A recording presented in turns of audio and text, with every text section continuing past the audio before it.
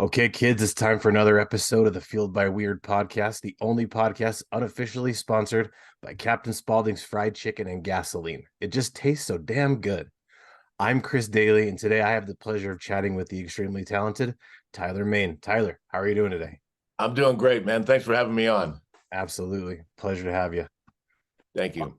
All right, so usually I like to start these by doing an icebreaker question just to kind of to break the ice a little bit. So, question for you, sir. If you were to live, if which house would you want to live in? A cheese house or a house made of cookie dough? Oh man, I have to say cookie dough. Ooh, yep. I think I'd be with I you would go cookie dough. all All day, the all Yep. day. I eat my way out of it. There you go. All right. I think I'd pick the same one, so it's a good choice. All right. So the concept of the show, Fueled by Weird, is basically the stuff that you're into, the stuff that makes you who you are. That's the stuff that fuels your weird. So, when you're have downtime, when you're, not busy working, what's kind of some of the stuff that you like to, or that you're into? Wow. I play a lot of Call of Duty. My wife Yeah. will have to agree with that. Yeah. Yeah. I play my Call of Duty. I collect my guitars. I ride my motorcycle. I just like to chill out when I'm not working. Very cool. Yeah, that's a good way to Yeah, handle time. Video games is definitely something that I like to do. yeah. You got to do it. You got to do. Absolutely, for sure. All right, so we're gonna kind of take it back in the way back machine. What was it that originally inspired you to start a career in pro wrestling? Oh man, I was a tall, skinny kid, glasses, braces, slightly dyslexic. So, and I grew up in Okay. Canada. Oh Grew up in wow. Canada, so I would watch Stampede Wrestling every Saturday morning. And then I'd roll right into the action films and all of that, and the cartoons and stuff like that. And then on Sunday night, I'd watch The Wonderful World of Disney, and hope to have it be Davy Crockett or something really cool like that, some action one, right? Yeah. And I would cry because I had to go to school Monday morning. But from that made me want to follow the career of becoming a pro wrestler and going down to the Stu Hart's dungeon and training with the famous Stu Hart. And then from there, I was offered a film when I was doing wrestling in Mexico. It was one of those Mexican wrestling movies. Have you ever seen any of those where they're wearing the masks and all of that? I haven't. The Luchadores de las Estrellas is what I did. And it was, I played an intergalactic vampire that shot laser beams through my fingertips. And I had three midget sidekicks with me that were alien Oh, chasing a person. So, and I had a pink fog following me. It was back in the 80s. That is where, that's the very first film that I ever did. And from there, I realized I didn't want to get dropped on my head anymore, transitioned into it. When I got X-Men and did Sabretooth role, I hung up my wrestling boots for good and have been following this path ever since. very cool. My Yeah. myself, I'm a big pro wrestling fan, and I kind of started watching. I found out right after the time you retired, so I've actually definitely gone back and watched some older stuff. And yeah, it's Yeah. you're very good, very awesome, Oh, thank you. Thank you. talented. And it kind of now my next question kind of goes into what you already brought up before. What was the experience like training with Stu, with Red Bastion, and with Mondo Guerrero? Oh, Stu was so great. It's like going into the dungeon. I barely fit in the dungeon. And I was like, Stu, how are we going to be doing suplexes and all that stuff? He's like, kid, you got a lot to learn before you get the suplex. That's And he'd awesome. expect you and he'd make sure you were, wanting to be an actual wrestler. And Yeah. then Ed Bastien came into Calgary with the WWF at the time. He said, hey, kid, come down to LA, train. And then it just took off. And Mondo trained me. Eddie Guerrero's brother, from the Guerrero family. Yeah. And just went from there, traveled the world. I was one of the last people to wrestle Andre the Giant in the Tokyo Dome in Oh, that's so cool. '93. That was an experience. Yeah. And it's funny because I did a wrestling tour with The Rock's dad, Rocky Johnson. Oh, nice. 15 years before I did the Scorpion King with him. That's crazy. Yeah, it was funny. And Rocky comes walking out of the Universal Studios. He's like, "What are you doing here?" I go, "I'm getting ready to work with your kid, old man." He goes, and then he took me in, and that's how I got introduced to The Rock, Dwayne, the first time. Oh, that's so Yeah, cool. yeah, yeah. Very cool. Absolutely. All right. Yeah. So, and another thing you kind of mentioned, with your Sabretooth role, that first X-Men movie is credited with helping kind of launch the genre of superhero movies that we have now. How does it feel playing such an important part in that movie? Oh man, it was fantastic. Like to go back and just the whole process of getting the role. They were talking with Kevin Nash, my old tag partner, Yeah. and it worked out for some reason. And back then I had the long hair, Mhm. and the stunt coordinator showed it to Brian Singer, and he goes, "Oh my God, I want to see him." And went in and met Brian Singer, and the rest is history. And just being able to be a part of that and to bring the character of Sabretooth to life, amazing, fantastic. Yeah, you did a great job. You one of my favorite castings of superhero movies for sure. Oh, thank you, Yeah. thank you. And getting old kind of sucks, huh? The whole no I longer know, having right? hair. Well, there comes a time. Well, I was trying to do the long hair for the longest amount of time, Yeah. but I did a movie where they did a top shot, and I saw my bald spot. I Hmm. was, oh, it's got to go, man. It's got to go. So I shaved it. My wife goes, "Oh, you look 10 years younger." I go, "Oh, good move, man. It was a good move." Yeah. I think I got to start putting a little bit of the Just for Men in my beard or something to get this gray out of here. No, it's all good, man. I got a little bit in mine too. My daughter, I had it trimmed the other day. She's like, "Oh, you got." I said, "How does it look?" She's like, "Oh, you put gray in it." I'm like, "No, it's been there." Yeah, I mean, I did the same thing. I saw myself in a security footage at work and saw my bald spot, and I'm like, "Yeah, I'm Right? gonna be one of those guys that tries to like cover it up and save it. It's gone." So yeah, Yeah, I did the yeah. same You thing. just get rid of it. Yep. You got to own it, man. You got to own it. Yeah, it's definitely a lot easier for sure. Yeah, yeah. Sure. All right, so now kind of we're gonna switch gears a little bit. So you've worked on several projects with Rob Zombie, including picking up the mantle, like I mentioned before, of the famous horror icon Michael Myers. Were you nervous playing such a legendary character, and did Rob give you any kind of advice? Working with Rob, it was funny because I did the Devil's Rejects with Yeah. Rob and worked on it for 4 days. And I thought, okay, that's cool. That was a great experience. A couple years later, the phone rings and Rob goes, "Hey, I got this movie that I want you to do. It's Halloween. I want you to play Michael Myers. If you don't do it, I'm not doing it." And I was like, "Oh man, it was just such an honor." I didn't No, realize no pressure, right? I didn't realize how big it is. Yeah. And we're right now, like we're filming from our recording in our hotel room. We're at the H45, the Halloween 45 convention is going Wow. on, and we're in Pasadena. And I mean, everything Halloween, everything Michael Myers. When you come to one of these, you just realize how big this really is. Yeah. Yeah, that's cool. Yeah, my wife, she's a huge, like I mentioned before, she's a huge fan of you. She's a huge fan of Rob Zombie, Devil's Rejects, and House of a Thousand Corpses. Yeah. A couple of her absolute favorite movies ever. Yeah. Well, here's something for the fans of Halloween. This is the trigger.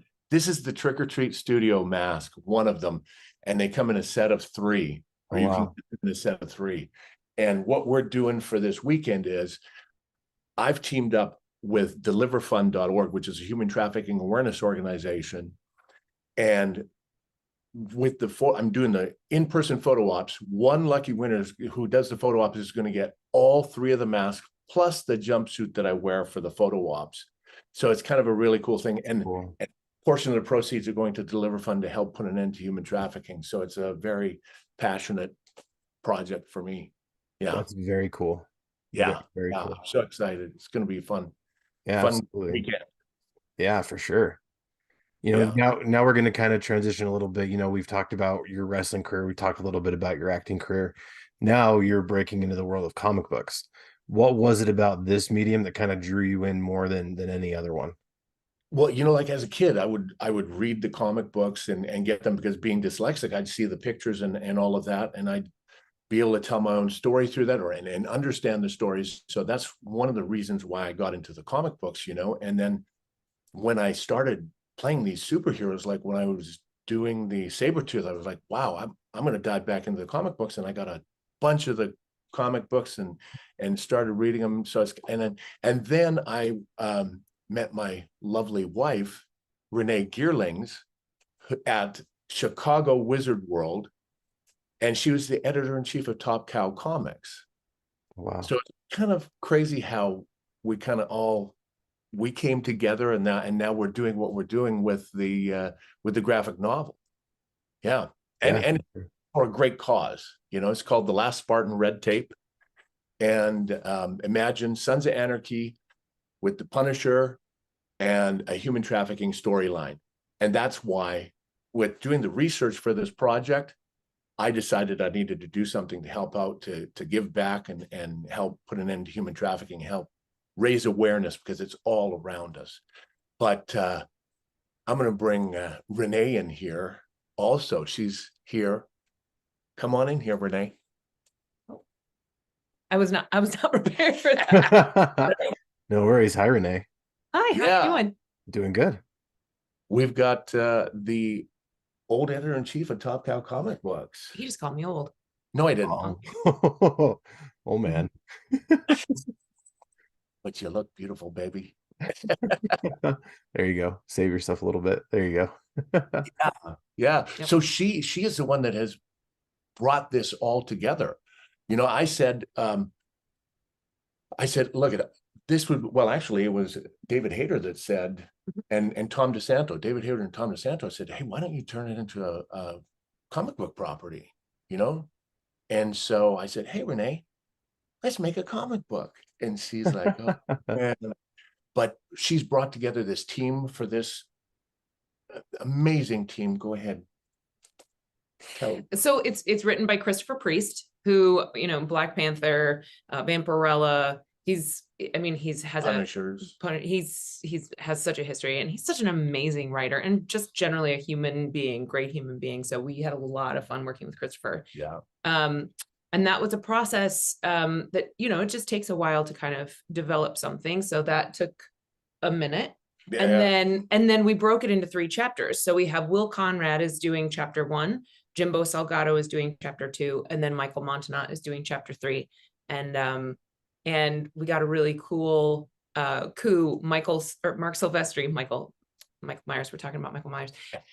Mark Silvestri actually did the cover, and it's so stunning. It's so amazing. I'm so excited. I mean, I saw it and I got a little emotional. Actually, he was my first boss in comics, so that was pretty cool. That is cool. And you know, I've seen the cover of it. It looks amazing. You know, and the graphic novel is called The Last Spartan Red Tape. You know, and you know, it's based on an adaptation of the book series The Last Spartan. What was it about this book that you guys decided to, you know, we're going to turn this into an adaptation? Yeah, you know, it was written by a good friend of mine, John Saunders. He sent me the book probably 15 years ago, you know, because he asked his sons, he said, who would be a great Frank Kane? And they both said Tyler Mane. So then he tracked me down, sent me the book. And since then, we've become really close, and we decided, okay, this needs to be turned into a TV series, a movie or something. And then that's why we decided to do the graphic novel, to tell the story and get the awareness out there, to bring the awareness about the human trafficking to everybody, because a lot of people don't realize just how serious it is. Yeah, for sure. Yeah. And this is something I've heard you guys are going to Kickstarter with. Can you tell us a little bit about that? Yeah, go ahead. October 17th. October 17th is our launch. We have some really cool perks. I'm very excited about our perks. And then we also have some day 1 deals. So if, you know, people come in on October 17th, there's going to be some day 1 deals, and we're going to be doing a lot of live events and stuff like that around it. So October 17th. Check it out. Oh yeah. And we got these cool mocked up t-shirts that are an homage to this guy right here. Very So, cool.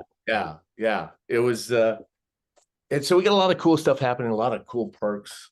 You know, we're teaming up. I've bought a bunch of coffee from Deliver Fund because Deliver Fund has a coffee network to help raise the awareness and spread the word. So we've got a tier, coffee and comics tier, so you can get a cup of coffee and read the graphic novel in the morning and start your day looking at this beautiful art and reading this story and having a great cup of coffee. So there are so many different perks too, and I'm just excited to bring this story to everybody. Yeah, that's very awesome. It looks great. I can't wait myself to check it out. Yeah. Now after this Kickstarter, can you talk about maybe what you guys have planned next? Or is there going to be more Last Spartan books? Is there other projects that you kind of want to take a tackle with turning into Yeah. comics? There are other projects that I want to do. I've got something that's been kicking around for probably 20 years that I want to turn into a graphic novel also. So you never know. We'll have to see. We got to get through this one first, and make sure that's successful. So everybody, please check it out. I would greatly appreciate it. And Kickstarter, Last Spartan Red Tape. There we go. Yeah, definitely. And we'll make sure we'll post links up. We'll get the word out. We'll help everything we can do to help. Yeah, thank you so much. Absolutely. Now, kind of as a final thought to just wrap things up, what's some advice that you'd have for people out there who maybe want to get into the creative space or, have something that they're wanting to do that they just haven't quite done yet? Just go for it. Do it. Do what you want to do. You would not believe, being a tall, skinny kid, glasses, braces, and I told people I'm going to go be a pro wrestler. They go, "No, you're not." Here we are. Here we are. You got to follow your dreams. You got to believe in what you do, and you got to just do it. You got to prove those haters wrong. What? I got my sidekick saying things here. No worries. I just mentioned that, the people that are, you tell them what you want to do, and they're hating on you, got to prove the haters wrong. Yeah. I mean, look, people they're either going to be jealous of what you're doing. They're going to want to say, "Oh, you can't do that." You got to just follow your dreams and do it and believe and go 110% after what you want, and you will get it, Yeah. And I mean, it's not going to be easy. There's going to be bumps along the way. I've been doing this since 86, so it's been a minute, but yeah, definitely. Yeah. All right. So, let's give you a chance now to kind of just plug whatever you've got going on. Where can we keep up with you in regards to, future projects, or for the Last Spartan? Where can we find you? Yeah, the Last Spartan Red Tape. It's on Kickstarter. Please sign up for it. We've just launched our new website, mainentertainment.com, tylermain.com. You can find me on Instagram, The Real Tyler Main, Facebook, The Real Tyler Main. Check it out, follow, and let's go for a great ride. Awesome. Well, to keep up with everything Last Spartan Red Tape and everything in the world of nerd news, make sure you check out our website at geek-network.com. We're at GeeksAZ on Instagram and Twitter. You can find us on Facebook at Geek Network. Myself, I am CD is Weird on Instagram. The music for the show is by Polygon Horizon. Check them out on Bandcamp. The logos for the show are done by my friends Chris Chandler and Mike Belcher, a couple of great comics guys. Definitely check them out. And if you like the show, please leave a review and tell your friends. Word of mouth is our friend. And remember, kids, to embrace the things that feel you're weird and always geek responsibly. Tyler, thank you so much for hanging out with me today. Hey, thank you for having me. Hey, everybody, have a great week. Enjoy, and please follow our newsletters so that you can stay in touch with what we're doing with Main Entertainment.